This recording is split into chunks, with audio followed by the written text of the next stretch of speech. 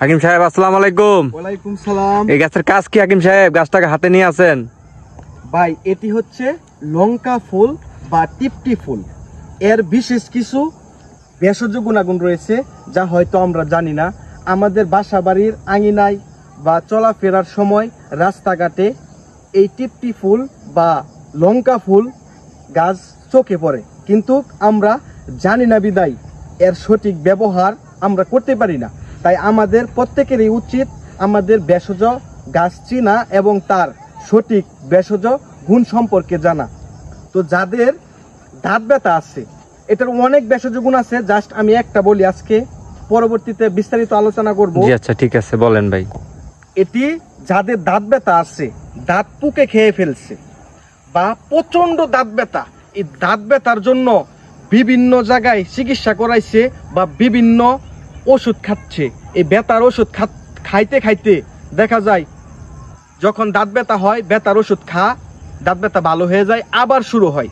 তারা এই ব্যথার ওষুধ না খেয়ে যদি এই টিপটি ফুল বা লঙ্কা ফুল কয়েকটি ফুল তুলবে, সুন্দর করে তুলে নিয়ে একটু ধুয়ে নিবে, কারণ কাঁচা অবস্থায় বিভিন্ন জীবাণু থাকতে পারে, যার জন্য ভালো করে ধুয়ে নিবে।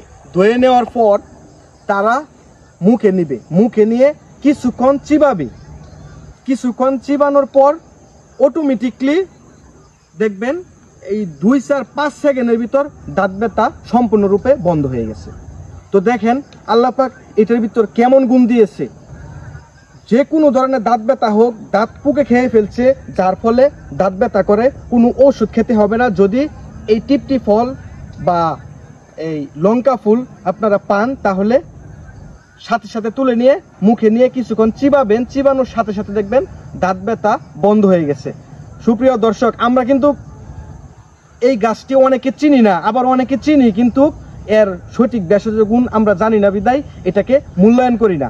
ব্যথার ওষুধ সেবন করলে কিডনিতে, লাঞ্চে অনেক ধরনের ক্ষতি হতে পারে, তাই আমরা সচরাচর ব্যথার ওষুধ সেবন করব না। তো যাদের দাঁত ব্যথার সমস্যা আছে তারা এই লঙ্কা ফুল বা টিপটি ফুল আপনারা সংগ্রহ করে কিছুক্ষণ চিবাবেন। চিবালে আপনাদের দাঁত ব্যথা সম্পূর্ণরূপে বন্ধ হয়ে যাবে 2-1 মিনিটের ভিতর।